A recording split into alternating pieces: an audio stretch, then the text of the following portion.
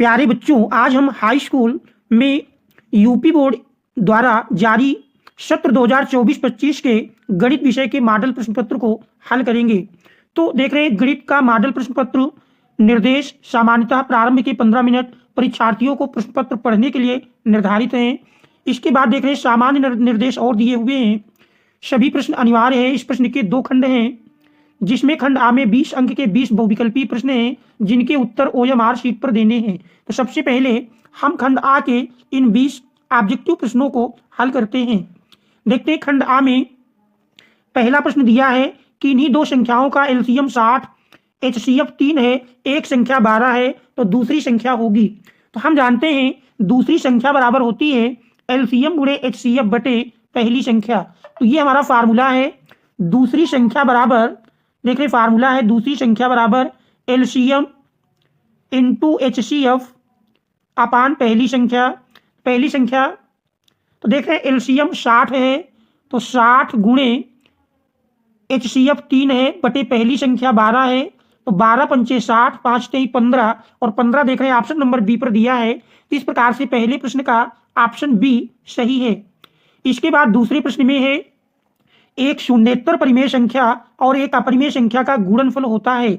जैसे हम शून्येतर परिमेय संख्या के रूप में एक संख्या 2 लेते हैं और एक अपरिमेय संख्या √3 दोनों का गुणा करेंगे, तो 2 और √3 का गुणनफल देख रहे हैं 2√3 मिलेगा, और 2√3 एक अपरिमेय संख्या है, तो सदैव अपरिमेय संख्या, इसका विकल्प नंबर ए सही है। इसके बाद तीसरे प्रश्न में रेखा युग्म समीकरण x + 2y - 5 = 0 और 4x + 8y - 20 = 0 के हल होंगे। तो देख रहे हैं यहाँ पर यदि हम a1/a2 1/4, b1/b2 निकालेंगे 2/8, सरल करेंगे 1/4 ये भी मिल जाएगा। c1/c2 -5 बटे -20 सरल करेंगे 5 चौको 20। तो चूंकि तीनों मान समान आते हैं, इससे यह स्पष्ट हो जाता है कि समीकरण युग्म के अपरिमित रूप से अनेक हल होंगे। तो इसका विकल्प नंबर बी सही है। इसके बाद चौथे प्रश्न में दिया है कि वो सबसे बड़ी संख्या जिससे 70 और 125 को विभाजित करने पर क्रमशः 5 और 8 प्राप्त हो। तो देख रहे हैं इसके लिए सबसे पहले हम 70 से 5 घटाएंगे, 65 मिल जाएगा, और 125 से अगर हम 8 घटाते हैं तो 117 मिल जाएगा। 65 का गुणनखंड देखते हैं 13 गुणे 5 और 117 13 नैया 117। देख रहे हैं दोनों संख्याओं का यदि माशा लें तो दोनों का माशा 13 मिलेगा। 13 वह बड़ी से बड़ी संख्या होगी जिससे यदि 70 और 125 को आप में आप भाग दें तो देख रहे हैं प्रत्येक दशा में 5 और 8 शेषफल मिलेगा। तो इसमें ऑप्शन नंबर ए सही है।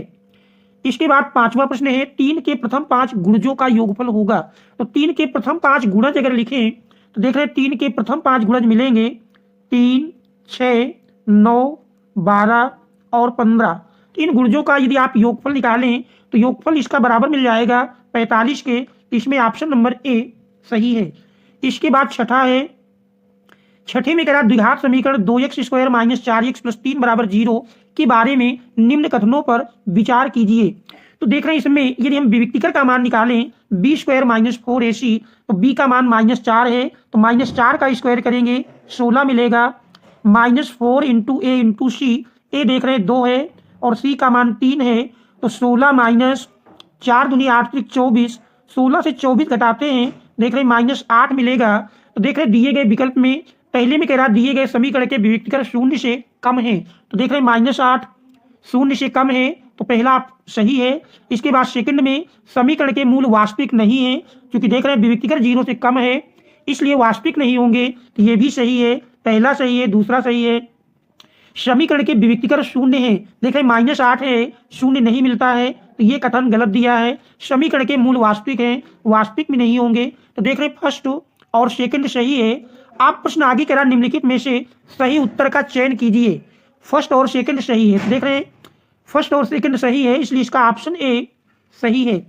इसके बाद हम देखते हैं 7वां प्रश्न।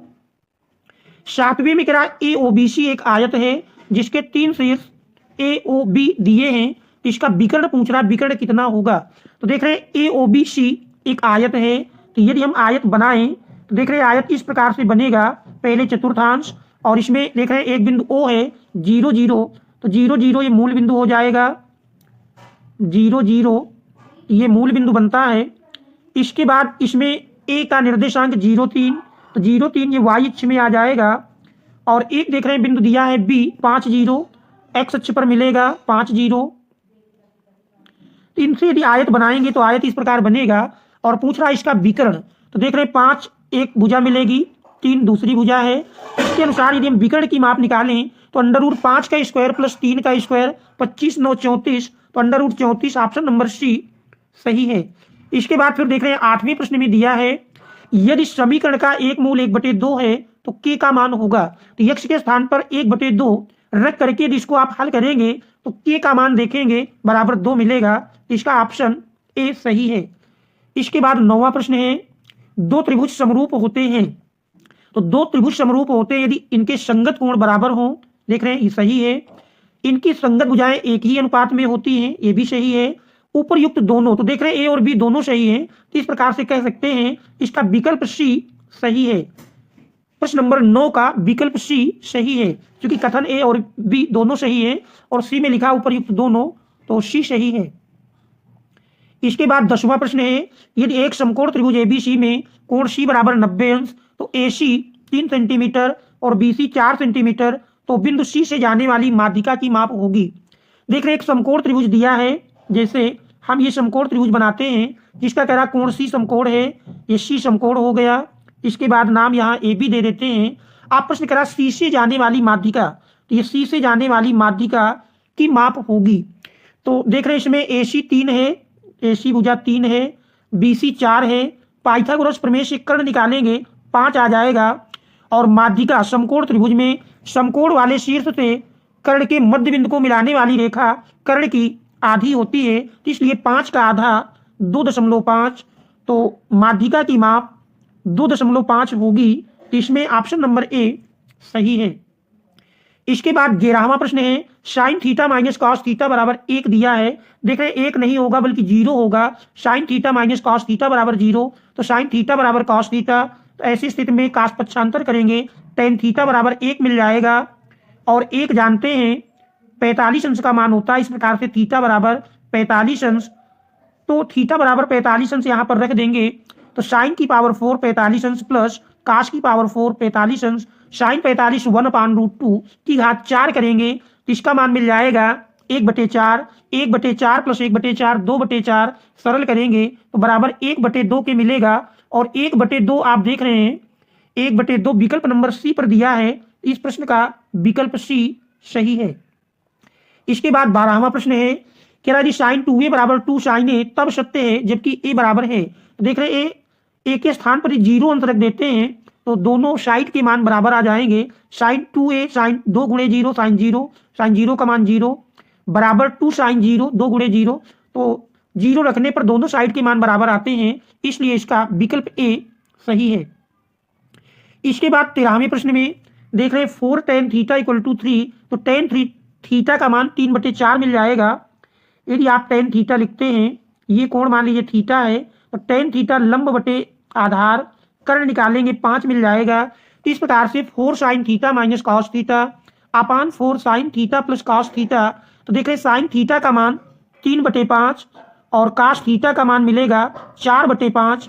तो साइन थीटा और कॉस थीटा का मान रख करके यदि आप हल करेंगे तो बराबर 1/2 मिलेगा। तो इसका विकल्प नंबर सी सही है। इसके बाद 14 नंबर में सेक ए प्लस tan ए इंटू 1 माइनस साइन ए का मान होगा। तो देख रहे हैं सेक और tan को यदि साइन काश में बदलते हैं तो सेक ए बनता है 1/cos ए प्लस tan ए बनता है साइन ए अपान cos ए। cos ए लासा ले लेंगे तो ये मिल जाएगा 1 प्लस साइन ए अपान cos ए, 1 प्लस साइन ए अपान cos ए इंटू देख रहे हैं 1 माइनस साइन ए दिया है तो प्लस माइनस वर्गांतर हो जाएगा 1 माइनस साइन स्क्वायर ए, जो कि बराबर हो जाता है cos स्क्वायर ए।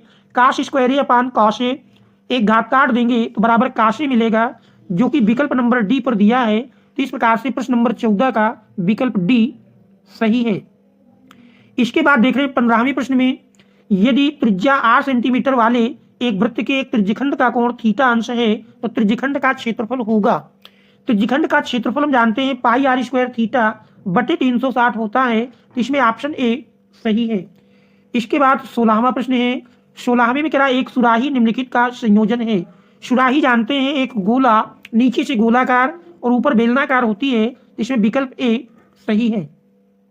इसके बाद 17वां प्रश्न है 1 से 10 तक की धनात्मक विषम संख्याओं का माध्य होगा।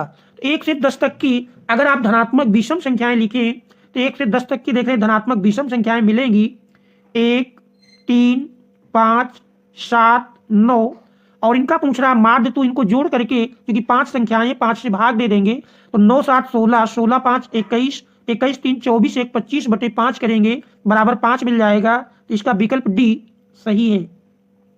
इसके बाद 18वां प्रश्न है आंकड़ों की माध्यिका होगी। तो देख रहे हैं यहाँ पर कुल 6 पद दिए हैं और 6 पदों में माध्यिका अर्थात सम है। सम के लिए सूत्र होता है n/2वें पद का मान प्लस n/2 प्लस 1वें पद का मान और फिर पूरे का बटे 2। तो n 6 है, 6 बटे 2 अर्थात 3वें पद का मान प्लस 4वें पद का मान बटे 2, तो 16 प्लस 17 बटे 2। तो देख रहे 16 प्लस 17 बटे 2 करेंगे तो 16 दूनी 32, 1 33 बटे 2। तो इसका विकल्प नंबर सी सही है। इसके बाद 19वां प्रश्न है यदि कुछ प्रेक्षणों का माध्य 27 तथा बहुलक 45 है तब माध्यिका होगी। तो हम जानते हैं बहुलक बराबर 3 गुणे माध्यक माइनस 2 गुणे माध्य होता है। इस फार्मूले में मान रख करके आप हल करेंगे तो देखेंगे इसमें 33 मान मिलेगा। तो इसका विकल्प नंबर बी सही है। इसके बाद कह रहा जब एक पांचे को फेंका जाता है तो 3 से छोटी एक विषम संख्या, तो देख रहे 3 से छोटी विषम संख्या लगा दिया है। तो 3 से छोटी विषम संख्या केवल एक होती है, एक, और कुल संख्याएं पांचे में 6 होती हैं। तो अभीष्ट प्रायिकता 1/6 होगी। तो देख रहे हैं इसका विकल्प नंबर ए सही है। तो इस प्रकार से खंड आ के 20 ऑब्जेक्टिव प्रश्नों का हल हो जाता है। और इसके बाद खंड बा में देख रहे दिए हैं जो कि 50 अंकों के प्रश्न होते हैं। सभी खंड कीजिए, स्पष्ट कीजिए कि 3 गुणे 5 गुणे 7 प्लस 7 एक भाज्य संख्या है। तो देख रहे हैं इन दोनों से 7 कॉमन कर लेंगे तो 7 इसका एक गुणनखंड बन जाएगा, जबकि अभाज्य में जानते हैं केवल संख्या स्वयं और एक ही गुणनखंड होता है। देख रहे हैं इसमें 7 भी मिल जाएगा, इसलिए ये भाज्य होगी, ये इसका रीजन होगा।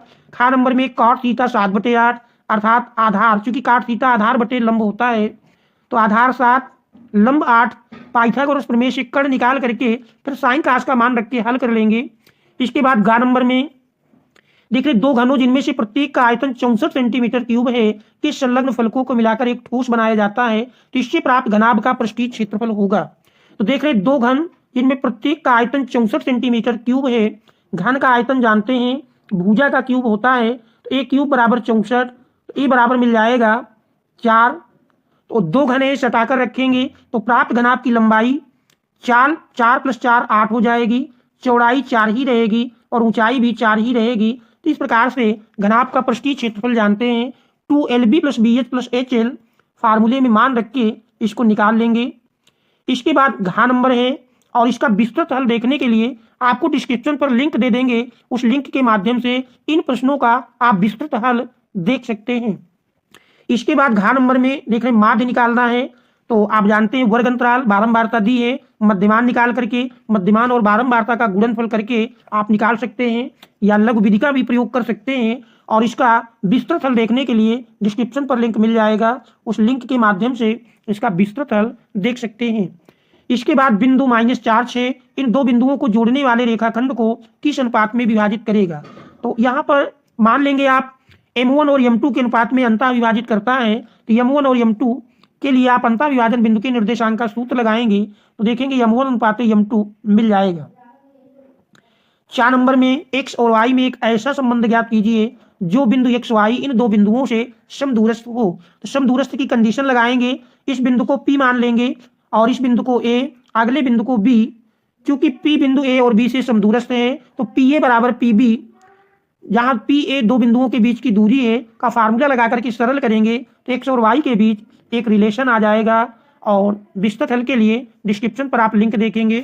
इसी प्रकार दूसरी का है द्विघात बहुपद के शून्य ज्ञात कीजिए, फिर शून्यकों और गुणांकों के बीच संबंध की सत्यता की जांच करना है। इसी प्रकार देख रहे हैं खा नंबर ये आपका एक द्विघात समीकरण का व्यंजक है। गा नंबर सिद्ध कीजिए व्यास के सिरों पर खींची गई स्पर्श रेखाएं समांतर होती हैं। जैसे वृत्त दिया है ये व्यास है व्यास के सिरों पर ये दो स्पर्श रेखाएं खींची जाती हैं।